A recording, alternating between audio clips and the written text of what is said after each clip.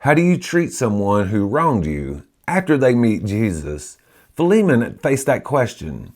Paul's answer? Radical grace. Philemon is one of Paul's shortest letters, yet it's a powerful example of Christian love, forgiveness, and reconciliation. Written during Paul's imprisonment, the letter is addressed to Philemon, a respected believer in Colossae, concerning Onesimus, a runaway slave who had come to the faith in Christ through Paul. Rather than demanding justice, Paul appeals to Philemon's heart, urging him to receive Onesimus not as a slave, but as a brother in Christ. Philemon, verses 1 through 7. Paul opens with a warm greeting to Philemon, Apphia, Archippus, and the church that meets in Philemon's home. He expresses deep gratitude for Philemon's love and faith, highlighting how his ministry has refreshed the hearts of the saints.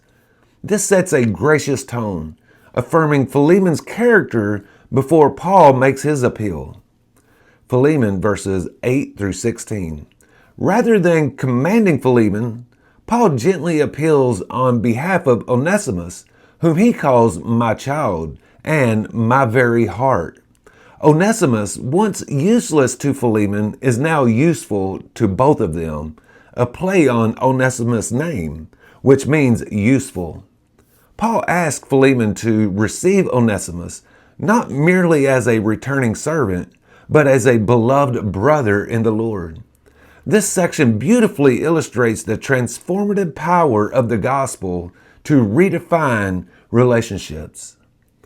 Philemon, verses 17 through 22. Paul offers to personally repay any debt that Onesimus owes, subtly reminding Philemon of his own spiritual debt to Paul. He expresses confidence that Philemon will do even more than asked, and he requests lodging in hope of a future visit. This shows Paul's trust in Philemon's obedience and generosity, and his expectation of reconciliation. Philemon 23 through 25. The letter closes with greetings from fellow workers Epaphras, Mark, Aristarchus, Demas, and Luke, and a benediction of grace. These names connect Philemon to the broader Christian community and reinforce the unity of believers across distance and circumstance. Hey, thank you for listening. Consider liking and following. I upload a chapter summary of the New Testament each weekday.